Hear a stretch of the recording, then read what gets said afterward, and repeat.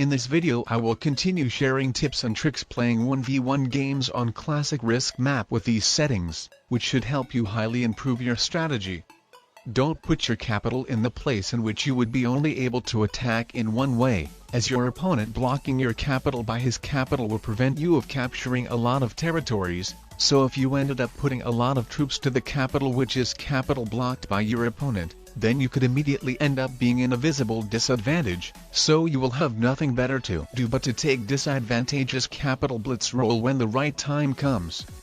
So as you can see in this situation, the orange player was going second, and with him having the territory of Venezuela and by me having the capital on North Africa, the orange player became capital blocked. So with me having visible advantage after both of our first turns were made, the game was probabilistically lost for the orange player. Capital blocking strategy could be a really good strategy to counter the Siam capital strategy. I placed my capital on Siam as usually, and it was such a mistake to put all of the troops there. So the blue player, by seeing that he could easily capital block me, has decided to put his capital on the territory of India instead of North Africa, as I assume he originally planned. So by me having the territory of China, my capital was blocked, meaning that I could only use these 23 troops to capture one single territory, which you see is Indonesia. So that gave the blue player some advantage. A very bad thing is that the blue player had some troops in the territory of Eastern Australia too, which was cut from my biggest army as well. So I had to choose between capturing Australia or invading the blue player into his 3 continents, and obviously I was just forced to go with the option to invade continents. Then I fortified some troops next to Eastern Australia, but the blue player put some troops there as well, and with the rest of troops he received, he recaptured South America and Africa. Then fortifying some troops from his capital to North Africa, so I would be forced to split my new troops wanting to invade both of his continents, that leading me of capturing fewer territories. But instead of invading Africa, I decided to capture Australia, which was probably a mistake. So with the blue player capturing all those 4 continents, I saw that the game is probabilistically over for me, meaning that my last chance is to take the unfavorable capital blitz roll. But me fortifying those 7 troops not into my capital, I decided to give it one more turn. And with the blue player using all of the troops he received to recapture all these territories as I predicted, and with me very fortunately having a set at 3 cards, I increased my chances a bit of getting a winning blitz roll. It was 28% chance, so I lost it, but all in all it was my best shot after seeing that it's impossible for me to get out of the disadvantageous position, with the blue player obviously dominating the game, as with every one more turn waiting the probability to successfully blitz the blue player's capital would have decreased and decreased. So what we can also learn from this game, that the territory of Eastern Australia for the player who is going to use the Siam capital strategy, could be very important. So definitely take it when you want to decrease the chances of that player pulling off the strategy successfully, as if that player picks the Western Australia and New Guinea territories or just the territory of Indonesia, cutting his Siam army from accessing from Eastern Australia, then he might have some struggle capturing Australia if you put some troops there. And another thing is, if you're the one using the Siam capital strategy going second and having either territory of India or China, then don't put all of your troops to Siam, because your decent opponent could easily capital block you, and then you won't be able to capture as many territories as your opponent did, ending up in a disadvantage. If you're going to put your capital on the Siam territory, then if you see that you ended up pretty much blocked from invading certain continents, like for example both of the Americas in this case, then don't put all of your troops to that Siam territory, as you will not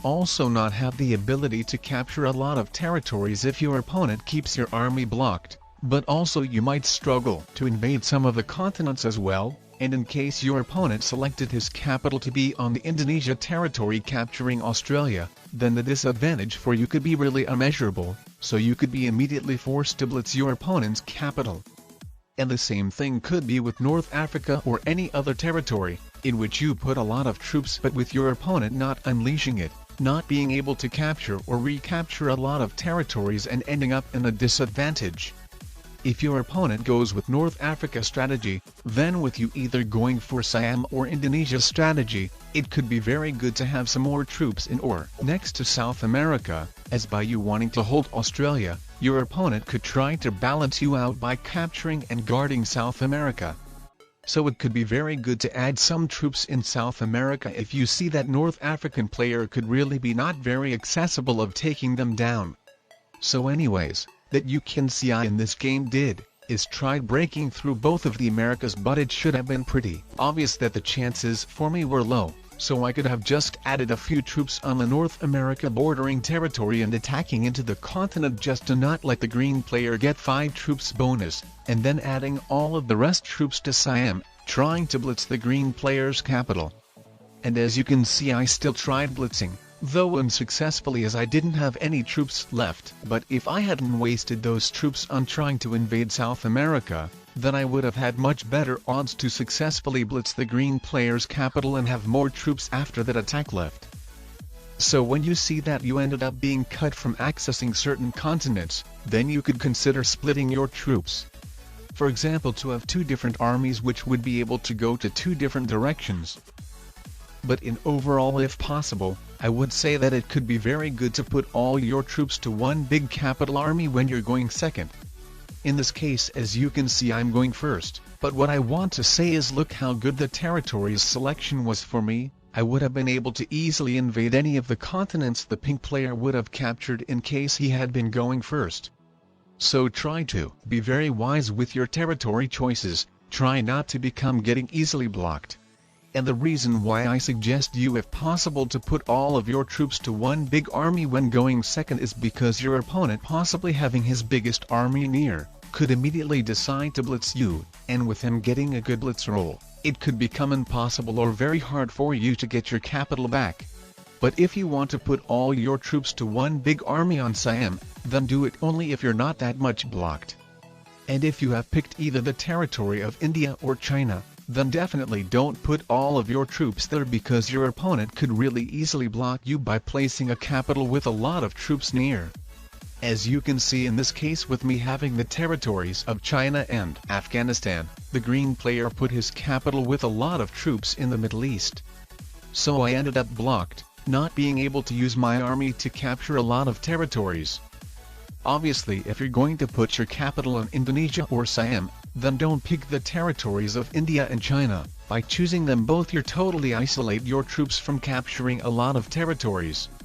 So if you put the majority of your troops there with your opponent not unleashing your army, he will be able to immediately take over an unstoppable advantage over you. As you can see, the green player not much can do to get out of the disadvantageous situation.